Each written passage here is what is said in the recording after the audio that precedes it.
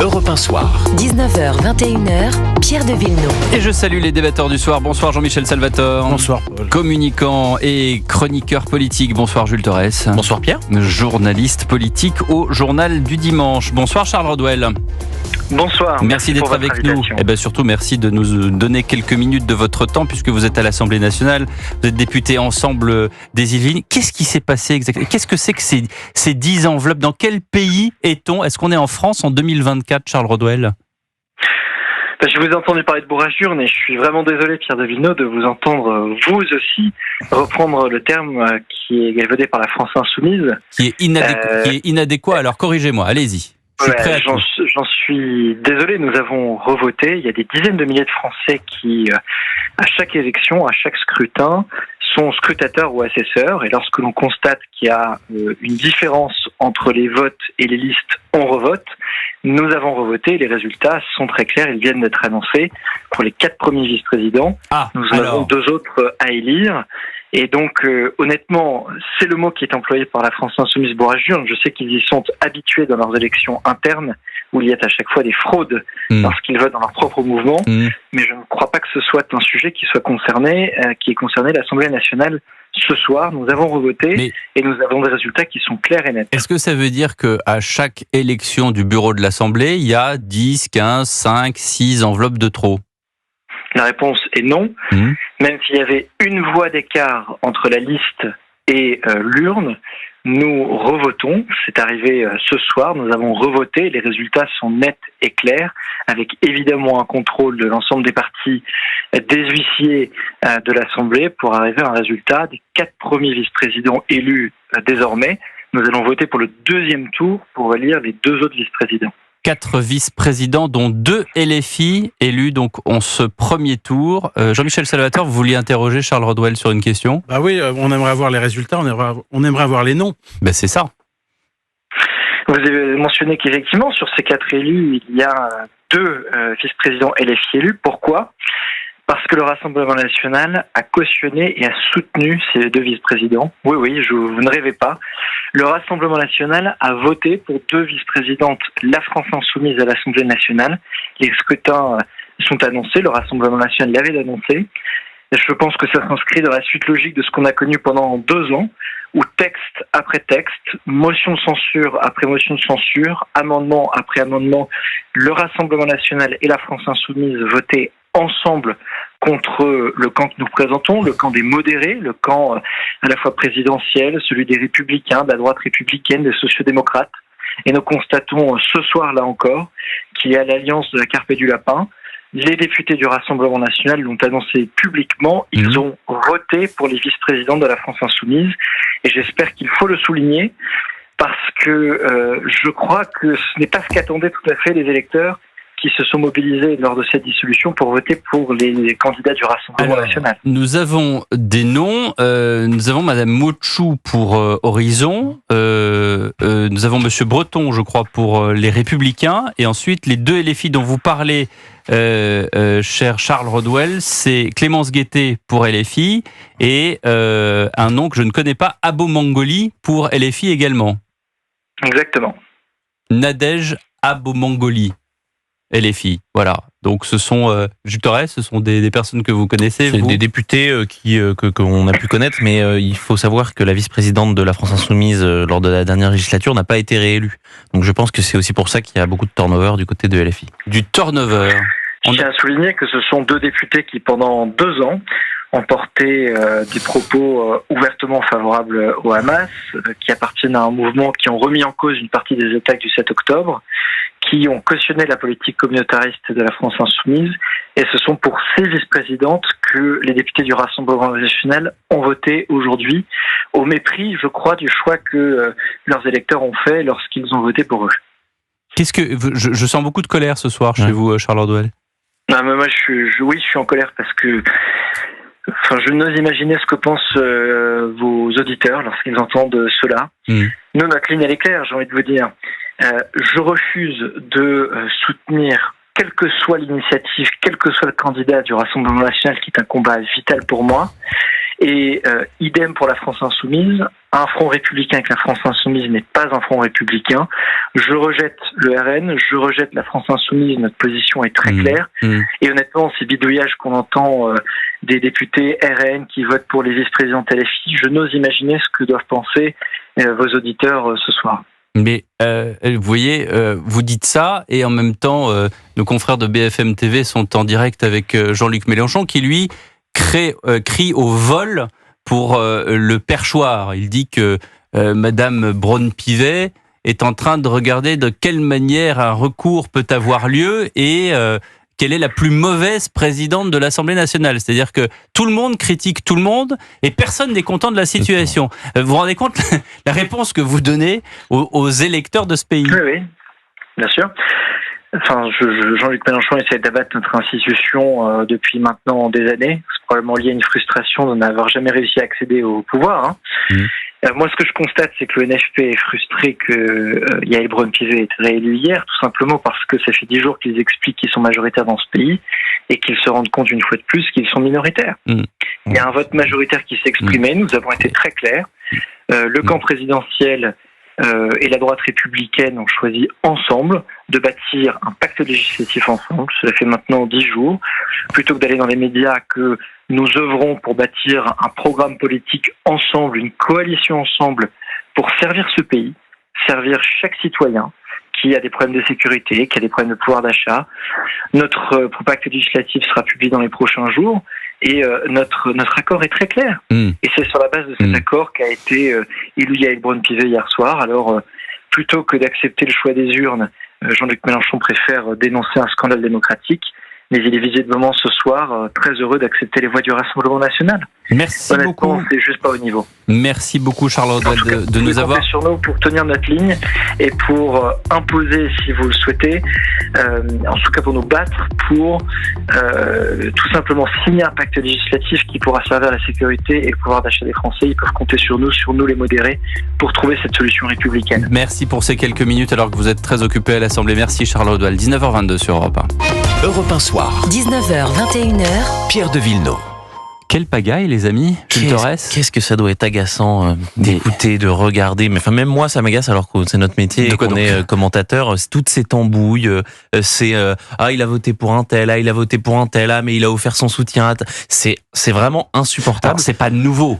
C'est pas nouveau, mais on est arrivé à un niveau qui est plus élevé qu'autrefois. Je pense qu'il faudrait faire des sondages. On va essayer de le faire, on essaiera pour dimanche. Mais le dégoût pour la politique, à mon avis, des Français qui se sont portés avec un taux de participation énorme aux législatives. Où il voulait une ligne claire. Après, justement, le président qui appelait à une clarification. Mais le terme clarification s'éloigne de plus en plus dans la sémantique. Ça fait un moment et finalement le problème de Charles Rodwell, c'est qu'il peut pas non plus pointer du doigt le principal responsable de ce climat-là. Et en fait, c'est Emmanuel Macron, tout simplement. C'est son président de la République. C'est la personne qu'il soutient depuis désormais 7 à 8 ans. Il a provoqué cette situation-là. Après, il y a des conséquences qui sont pas forcément toujours en effet. On comprend qu'il soit inquiet de voir lui qui est du camp présidentiel de Ensemble, qui est sur les 4 vice-présidents de l'Assemblée nationale, 2 LFI, en l'occurrence Nadège Abomangoli, je vais y arriver, et Clémence Guettet. Jean-Michel Salvatore. Ouais, moi je trouve que c'est beaucoup plus grave que ça en fait. Je trouve que on assiste depuis le début de cette législature à une succession de régressions démocratiques. Et c'est vrai que ce qu'on voit aujourd'hui en est une illustration parfaite. On a un vote de vice-président qui se passe mal avec un bourrage d'urne, ce qui paraît complètement affolant. On a Mélenchon qui revient sur l'élection d'hier en disant que l'élection de la présidence de l'Assemblée nationale lui a été volée. Et en fait, si vous voulez, ces régressions démocratiques, on les vit depuis le début.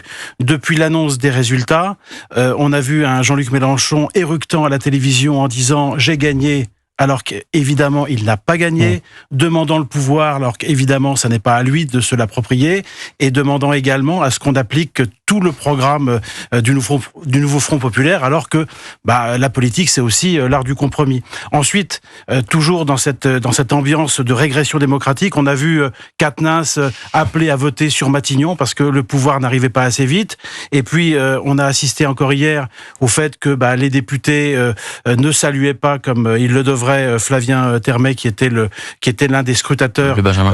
le Benjamin de l'Assemblée nationale. Enfin, il y a une succession comme ça de coups de canif finalement à notre système démocratique, à nos institutions. Et comme par hasard, ça vient toujours du même bord et ça va toujours dans le même sens. Et moi, je trouve que là, il y a un travail de sape de nos institutions qui sont extrêmement inquiétantes et qui doivent évidemment faire réagir les électeurs, parce que les électeurs sont à la fois dégoûtés, mais je crois qu'ils ne laisseront pas faire. Jules Torres. Le problème, c'est que c'est aussi les électeurs qui ont décidé de la composition de cette Assemblée nationale. On en a souvent parlé ici, mais on a aussi un peuple qui est contradictoire. C'est-à-dire que au premier tour, ils votent massivement pour le RN, ils votent beaucoup pour le Nouveau Populaire et assez peu pour Renaissance, et finalement, ils sauvent Renaissance grâce à tous ces désistements-là, et donc on se retrouve avec l'Assemblée nationale qu'on a. Donc ils l'ont aussi un petit peu mérité. Si on est un vrai démocrate, on se dit que cette Assemblée nationale, elle reflète aujourd'hui le pays, et finalement, il faut aussi accepter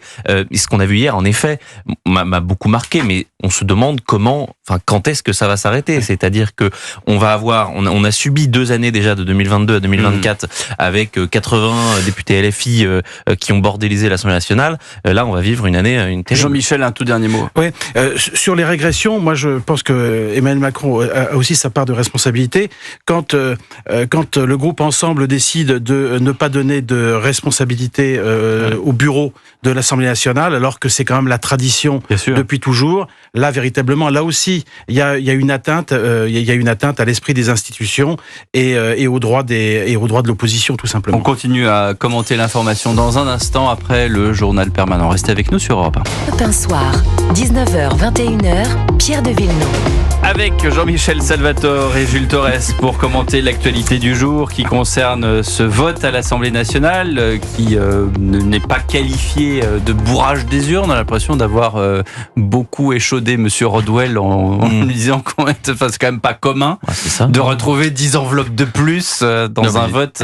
Et en plus, à l'Assemblée nationale, je veux bien qu'il y ait dans je sais pas quelle commune, au municipal, parce qu'il y a une guéguerre entre le beau-frère de truc, de machin, parce que le maire celui-là, il voulait être ceci.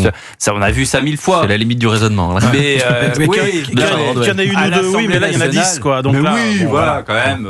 Oui, il y a une opération. Dans une IPS de Lot-et-Garonne, pourquoi pas, mais... Voilà, quand même pas dans une république bananière. On est quand même en France en 2024. C'est quand même assez étonnant. Je voudrais qu'on écoute quelques petits sonores, si vous le voulez bien. C'est la tradition de cette émission. Alors évidemment, non pas qu'il soit caduque, mais il racontait évidemment beaucoup l'histoire d'hier et beaucoup l'histoire du vote du président et de la présidente, en l'occurrence, de l'Assemblée nationale. Écoutez ce qu'en disait la députée Ensemble Violette Spilbout, elle, sur BFM TV. Elle pense que, justement, dans cette configuration, maintenant que c'est comme ça, eh bien, il faut apprendre à coopérer tous ensemble. Aujourd'hui, on a quand même franchi une haie d'un parcours qui va être composé de beaucoup d'étapes à venir, parce que on n'a effectivement pas gagné l'élection législative. C'était une défaite pour le camp présidentiel. Et donc, ce qui s'est passé hier, c'est un signe positif. Pour moi, un signe positif sur ce que nous ont demandé les Français en élisant 3 blocs qui sont à égalité, pas de majorité dans cette nouvelle Assemblée nationale. Et ce signe positif, c'est qu'on doit aller vers une coalition, on doit apprendre à coopérer. C'est ce qu'a dit hier Yaël Braun-Pivet dans son discours lorsqu'elle a été élue. C'est nous n'avons pas le choix. Voilà, nous n'avons pas le choix. Voilà donc des personnes qui mangent leur chapeau ou en tout cas se bouchent le nez en disant il va falloir quand même qu'on coopère tous ensemble. Pourtant, certains restent, comment dirais-je, sur leur ligne. Écoutez, Éric Ciotti. Il y a une situation de blocage absolu parce que l'esprit de la Ve République a été détourné avec ce pseudo-barrage qui, soi-disant, pointait les dangers de la coalition qu'on représentait. Les dangers, ils étaient naturellement à l'extrême gauche, mais ça, personne l'a dit. Personne, je vois hier qu'on voulait faire barrage à l'extrême gauche, et naturellement, j'y suis favorable parce que il présente un danger majeur. Mais ce barrage, on l'a pas fait dans les urnes. Voilà, et pour être tout à fait complet sur Éric Ciotti, pour la suite des événements, là on l'a vu tout à l'heure, et même également ce matin dans les émissions sur Europe 1, il y a les députés NFP qui sont majoritaires en nombre à l'Assemblée nationale, et puis en revanche, si on ajoute les LR qui se retrouvent à nouveau dans le rôle du parti pivot au camp présidentiel, et ben là on arrive à un nombre plus nombreux. Écoutez ce qu'en dit justement là-dessus Éric Ciotti. Ce qui s'est passé hier, mais malheureusement, ce qui s'est passé lors des élections législatives a montré que certains, dans ma famille politique, celle à laquelle j'ai toujours appartenu, eh bien, ont passé un pacte d'abord secret, il l'est de moins en moins, avec Emmanuel Macron. Et ce qui est en cause, c'est quelque part que 11 millions d'électeurs sont exclus du débat démocratique, puisque les combinations qui se sont déroulées excluent manifestement les 7 millions qui ont voté à gauche et les 11 millions qui ont voté pour notre coalition. Ça veut dire que 18 millions de Français sont exclus du débat démocratique. Il est en train de réussir son hold-up démocratique. Voilà, donc en fait, il y a, au-delà des chiffres, et on peut pouvoir commenter ce que dit Éric Ciotti sur les 18 ou sur les 11 millions, mais il y a donc deux voies possibles, celle de coopérer ensemble pour la suite des événements et pour le travail parlementaire, et celle de rester dans la nostalgie en se disant bon ben voilà, on a été lésé, on a été biaisé, c'est pas comme ça que ça aurait dû se passer, et du coup voilà, on reste sur ces positions. Jules Torres. Le RN et Éric Ciotti ont aussi le droit de ne pas vouloir coopérer avec Emmanuel Macron et sa minorité, c'est-à-dire que et d'être la principale forme d'opposition. Et oui, et surtout, moi je pense vraiment qu'ils ne sont d'accord sur pas grand-chose, que si peut-être sur l'économie, Éric Ciotti pourrait se rapprocher de la majorité présidentielle, mais certainement pas le Rassemblement national. Pour le Rassemblement national, sur le régalien, sur les questions de sécurité et d'immigration, ils ont toujours, à mon avis, des petits problèmes avec la conception qu'Emmanuel Macron fait du régalien. Donc oui, ils sont condamnés à être dans l'opposition. Et par ailleurs, ce serait faire un trop beau cadeau, sans doute, à Emmanuel Macron, à Gabriel Attal et à Elisabeth Borne de faire passer leur texte.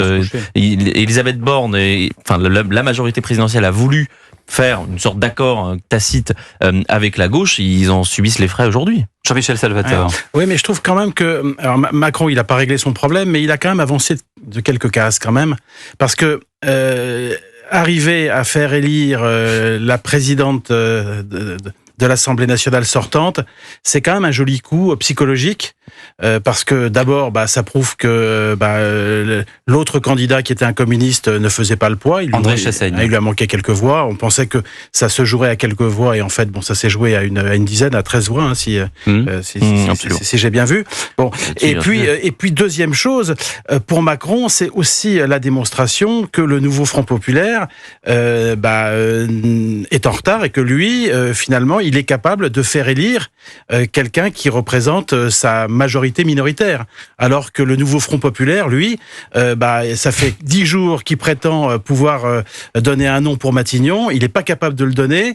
Et quand il s'agit de trouver un candidat qui va pouvoir faire le plein à l'Assemblée nationale pour la présidence de l'Assemblée nationale, il n'est pas capable de se faire élire. Donc psychologiquement, Macron, il a quand même marqué un point, mais il n'a pas réglé le problème, évidemment. C'est-à-dire que là où on pensait qu'il était à terre, il a quand même marqué des points. On lui a tellement accablé le fait qu'il ait dissous l'Assemblée, alors qu'au départ, c'était peut-être pour gagner quelques dizaines de députés en plus. Bon, finalement, et pour empêcher le RN d'avoir la majorité. Bon, finalement, il retrouve quand même des couleurs. Ouais, en tout cas, le fait politique, en tout cas de ces 2-3 derniers jours, c'est que c'est la première défaite de la gauche depuis le second tour des législatives. Le fait que André Chassaigne n'accède pas au perchoir. Mais je suis pas tout à fait d'accord pour dire que c'est un joli coup, dans le sens où, à mon avis, il aura des répercussions sur le long terme assez terribles. On a un président qui est délégitimé par les urnes et même dans la rue. On a un président qui n'est même plus écouté par ses propres ministres, ses propres proches. On ne le voit plus. Là, il va activer une séquence Jeux Olympiques où il va essayer d'en tirer le plus possible de bénéfices, mais ça va être très compliqué. Donc, sur le long terme, moi, je pense que les Français, et c'est ce qu'Éric Ciotti disait, sont énervés, qu'ils soient de gauche ou de droite, et que même les électeurs macronistes, on l'a vu, nous, on a fait des sondages avec l'IFOP, chez les électeurs macronistes, et ils n'ont tous pas compris la dissolution, ils n'ont pas compris pour certains les désistements et les alliances avec le nouveau Front populaire. Donc je pense que ça va être très terrible sur le long terme. Non mais je dis pas qu'il a gagné, hein, mais je trouve que psychologiquement quand même, il a marqué des petits points. Voilà.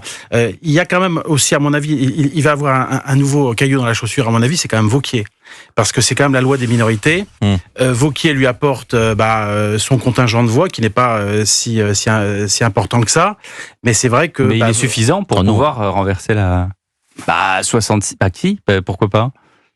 Alors, moi, en tout cas, il pourra pas gouverner avec Wauquiez. Moi, je pense vraiment que depuis le début de la semaine, on parle de ce pacte législatif. Mais on se posait la question dans l'ancienne législature. C'est Laurent Wauquiez qui en a parlé. Mais regardez, mais qui a voté pour Ils ne feront passer aucun test avec 220 députés. Non mais oui mais Elisabeth Borne, elle a fait voter une 60aine de textes quand même, alors qu'elle n'avait pas de majorité absolue. Ouais, donc 28 avec des 49-3. Oui, non, je suis d'accord. Oui. De toute façon, pour le vote, je pense que je pense qu'on parle pour rien là. Oui, ça va être du 49-3. Oui, c'est certain. Après, mais avec quelle incarnation à Matignon? C'est ça la question. Ouais, je pense que ce sera pas Laurent Wauquiez pour cette raison très simple. Xavier Bertrand, je ne crois pas non plus. Mais est-ce que vous pensez honnêtement que c'est la volonté de Laurent Wauquiez d'aller à Matignon? Non. Laurent Wauquiez a très bien compris que c'est une stratégie sur une année. Bien sûr. Oui. Enfin, je veux dire, c'est la stratégie du fusible là. S'il veut se préparer tranquillement pour 2027, c'est pas du tout le moment d'aller à Matignon. Vis-à-vis de ses électeurs, il peut pas faire la politique du pire. C'est pas possible. Mais vous vous rendez compte dans quelle situation on est? C'est-à-dire que on est arrivé en France, qui est quand même un des pays qui compte dans le monde, en 2024, dans une situation où le poste très enviable normalement de Premier ministre, personne n'en veut. Laurence Toubiana peut-être. Non mais on a dit que parce qu'on a Monsieur Mélenchon qui dit que encore à nouveau que Toubiana était la mieux placée pour être Premier ministre. Parce qu'on a un mode de scrutin en fait qui est fait pour un système bipartisan. On n'a pas un système électoral qui est fait pour un système tripartisan. Donc c'est ça aussi. C'est-à-dire que Michel Debré et tous les les fondateurs de la Constitution de la 5e se sont dit il y aura toujours une majorité absolue. Il y aura toujours une droite et une gauche. Voilà. Alors que là, il y a 3 tiers et donc le système le plus courant. Le système le plus courant en Europe, c'est quand même la proportionnelle. On pensait à un couple et puis c'est un trouble. C'est même plus qu'un trouble. C'est-à-dire que je crois que c'est vous l'autre jour qui m'avez donné le chiffre, mais il y a désormais 11 groupes à l'Assemblée nationale. C'est le record. On n'avait jamais vu ça sous la 4e. Sous la 4e, on n'a jamais vu ça. Donc, en effet, là, le problème, c'est qu'on a les problèmes de la 4e et les problèmes de la 5e. C'est qu'on a l'instabilité parlementaire de la 4e et la monarchie présidentielle délégitimée de la 5e. On comprend plus rien. Et je veux juste ajouter quelque chose. Mais dans l'élection du président de l'Assemblée nationale, il y a quand même eu quelque chose dont on a peu parlé, c'est quand même que 17 ministres députés ont pu voter. Ouais. Que la différence entre Braun-Pivet et Chassaigne est moins de ce score-là. Donc on a un mélange entre le pouvoir législatif et le pouvoir exécutif qui, moi, me gêne, qui gêne les constitutionnalistes et la Constitution, parce qu'on connaît très bien cet article 23 qui dit qu'un ministre ne peut pas être député en même temps. Et inversement, 19h43, une pause et on se retrouve juste après sur Europe 1. À tout de suite. Europe 1 Soir, 19h, 21h, Pierre de Villeneuve. Toujours avec Jules Torres du JDD et Jean-Michel Salvatore, communicant, chroniqueur politique. Justement, cette question des députés, ministres députés, ministres démissionnaires et toujours députés, et en commençant par le premier d'entre eux, en l'occurrence Gabriel Attal. Cette question, elle a été soulevée par Céline Hervieux, députée PS de Paris. C'était tout à l'heure sur Europe 1. Un sentiment de colère et d'injustice, il faut le dire, puisque déjà il faut féliciter le travail d'André Chassaigne, notre candidat qui a défendu fièrement la voix de la gauche dans cette élection. La gauche reste, et on l'a revu encore hier dans le cadre du premier tour du vote des députés, le premier bloc à l'Assemblée nationale. C'est factuel. Or, pour la première fois de l'histoire de notre 5e République, le camp battu à l'élection accède de nouveau à la présidence de l'Assemblée nationale. Est-ce que c'est si simple que ça, Céline Hervieux ? Tout a changé depuis le 7 juillet. Il y a eu un vote et ce vote n'est pas respecté. Et nous voyons bien que ce sont les perdants qui s'associent pour se partager les postes.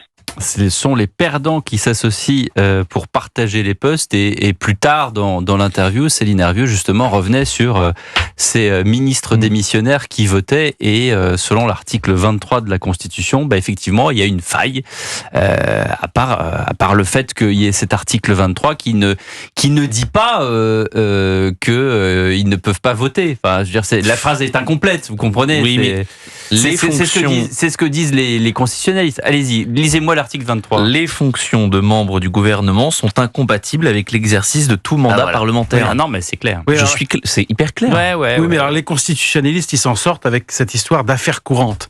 Le problème, c'est que il n'y a pas d'affaires courantes aujourd'hui quand on est ministre ou quand on est Premier ministre. Est-ce que par exemple les Jeux Olympiques ce sont des affaires courantes? Non, c'est un risque.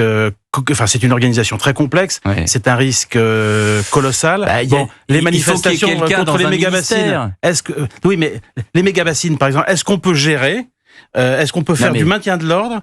Est-ce qu'on peut dire que Gérald Darmanin gère les affaires courantes? C'est pas possible, c'est pas vrai. C'est pas vrai. Il faut qu'il y ait quelqu'un dans un ministère. Évidemment. Ça peut pas sonner dans le vide. Vous voulez que je vous raconte une histoire? Allez-y. C'est Jean-David Lévite qui me racontait que son premier poste, c'était à l'Élysée. Il était la veille diplomatique de Giscard d'Estaing. Et c'est l'époque où Khomeini part à Paris. Donc il part avec la révolution iranienne, il part et il s'en va. Et ensuite, il était parti à Naufle-le-Château. Bien, il arrive, il atterrit à Orly. Et donc, Orly appelle l'Élysée et il y avait personne. On était en plein milieu du mois de juillet.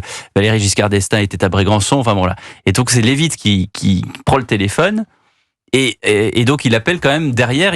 Il appelle le ministère de l'Intérieur. Et là c'est pareil, il y a personne. Et donc il tombe sur un fonctionnaire et donc il lui dit, il était jeune, il lui dit mais Khomeini est à Paris. Et là il y a un blanc au téléphone. Il dit mais qui est Khomeini? Vous voyez, on est dans cette situation des affaires courantes où il faut bien que quelqu'un réponde au téléphone dans un ministère s'il se passe quelque chose. Aujourd'hui, il y a une panne informatique. Qu'est-ce qui se passe? Mais c'est des événements qu'on ne peut pas traiter à minima. Non, mais ce sont des événements qui posent des problèmes politiques. Et donc, c'est difficile de dire on gère les affaires courantes, on prend pas de décision de décision tranchante et on essaye de passer les obstacles. C'est plus possible. J'ai aucun problème à ce qu'un ministre gère les affaires courantes. Mais si on veut vraiment respecter la Constitution, c'est soit l'un, soit l'autre. Donc, soit on reste ministre, soit on devient député. Il est à son ministère, et puis il va pas faire campagne, voter, ce qui peut se passer à l'Assemblée nationale. Séparation du législatif et de l'exécutif. Ok. Qu'est-ce qu'on écoute? On va écouter Manon Aubry. Manon Aubry qui était sur LCI et qui disait qu'elle était écœurée après ce vote de Yaël Braun-Pivet. Je suis assez écœurée et je pense que c'est rare que des responsables politiques le disent. Évidemment, je suis une démocrate, dont je respecte toujours le choix des urnes. Mais il y a d'abord des urnes qui ont parlé le 30 juin, le 7 juillet dernier.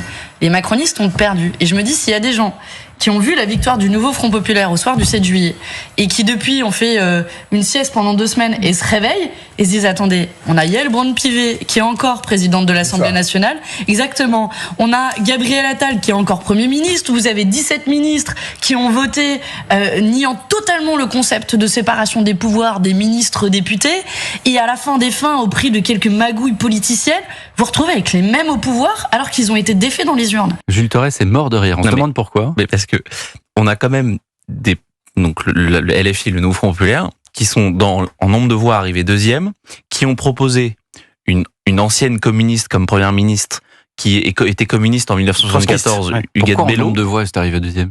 Le Rassemblement national au second tour est arrivé en première position. Mais on parle du deuxième là. Tour. Non, je parle du deuxième tour. Ils sont arrivés en tête, le Rassemblement national, en nombre de voix. Pas en nombre de sièges, mais en nombre de voix, ils sont arrivés en tête. Pardon, en nombre de voix, pas en nombre de sièges. Et donc elle dit oui, les Français peuvent se retrouver avec Yaël Braun-Pivet et que ça ne change rien. Mais ils ont failli avoir donc une ancienne communiste, enfin une communiste à Matignon. Ils ont failli avoir un communiste président de l'Assemblée nationale.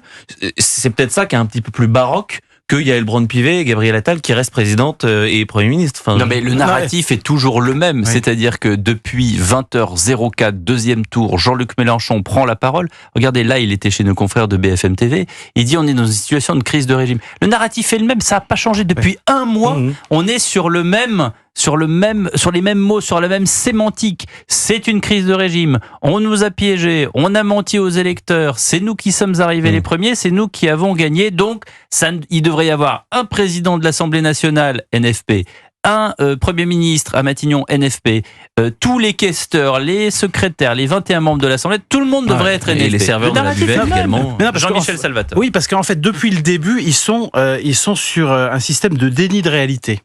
C'est-à-dire qu'ils ont, Mélenchon a annoncé donc le dimanche soir, jour du deuxième tour des législatives, qu'il avait gagné, qu'il voulait le pouvoir. Bon, mais il n'a pas gagné. Ça ne veut pas dire que Macron a perdu, mais ça ne veut pas dire que lui a gagné. Bon, donc ça c'est le premier déni de réalité. Personne n'a gagné. Mais Manon Aubry, il faudrait quand même lui rappeler que hier, quand même, Yaël Braun-Pivet, elle a gagné à l'issue d'un vote. Il y a des gens qui ont voté, les députés ont voté, elle a eu 13 voix de plus que Chassaigne, et donc elle a été élue. Donc il y a aucune entourloupe là-dedans, c'est un vote démocratique qui n'a pas été contesté, il n'y a pas eu de tripatouillage comme aujourd'hui. Donc voilà, il faut que Manon Aubry redescende un petit peu sur terre.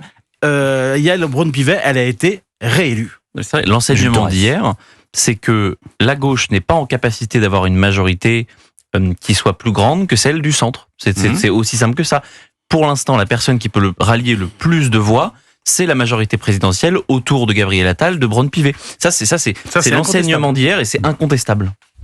Et alors, ce qui est incontestable aussi, c'est que Monsieur Chassaigne n'est pas arrivé à l'Assemblée nationale. Du coup, on va écouter Annie Genevard, secrétaire générale des Républicains, qui, elle, justement, parlait de la non-élection d'André Chassaigne au poste de président de l'Assemblée nationale. C'était sur CNews ce matin.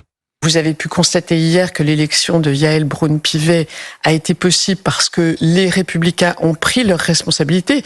Nous n'allions pas faire élire un communiste à la tête de l'Assemblée nationale. Malgré tout le respect que j'ai pour l'homme André Chassaigne, il était évident pour moi, pour nous, pour l'ensemble de notre groupe Les Républicains, emmené par Laurent Wauquiez, que nous n'allions pas laisser le perchoir à un membre du nouveau Front populaire. C'est une stratégie parfaitement assumée. Stratégie. En attendant, il y a des stratégies aujourd'hui qui ont coûté la place d'un des vice-présidents à Madame Genevard. Jules Torres. Oui, bon, après, ils auront Xavier Breton. Mais pour le coup, Laurent Wauquiez a fait une sorte de braquage. Il va avoir un vice-président, il va avoir sans doute une place à la questure, il va sans doute avoir la présidence de la commission des finances, il aura sans doute le rapporteur général du budget à l'automne. Donc ça, c'est vraiment tout ça, c'est voté en ce moment là. Tout ça, c'est voté en ce moment. Donc ça, c'est assez bien joué. Et alors qu'il est la 4e force politique de l'Assemblée nationale, là aussi, on pourrait dire à Madame Genevard, est-ce que vous respectez le résultat des urnes? Est-ce que vous respectez le règlement de l'Assemblée nationale? On peut s'interroger aussi sur la réponse aux électeurs, finalement, parce que je pense que l'électeur lui-même, aujourd'hui, il ne sait même plus pour qui il a voté. C'est-à-dire que je pense que vous vous souvenez, vous, pour qui vous avez voté? Moi, j'ai pas voté aux législatives. D'accord. Et vous avez voté, Jean-Michel? Oui, moi j'ai voté. Et vous vous souvenez? Ah oui, je me souviens très bien. Mais moi, je pense qu'il y a des gens qui ne se souviennent pas parce que il y a un tel imbroglio que plus personne, on ne sait plus où on habite. Il y a la moitié des gens qui sont allés voter avec le doigt sur le nez, donc c'est aussi ça. Bien sûr, la vérité. Bien sûr, parce qu'il y avait il y a eu des désistements. Mais parce que c'est quand même ça. La vérité, c'est qu'il y a 85% des électeurs de gauche qui sont allés voter pour le centre, et il y a 85% des électeurs du centre qui sont allés voter pour les électeurs de gauche quand il n'y avait pas de candidat pour eux. À un moment donné, on ne peut pas aussi se plaindre de cette situation. À un moment donné.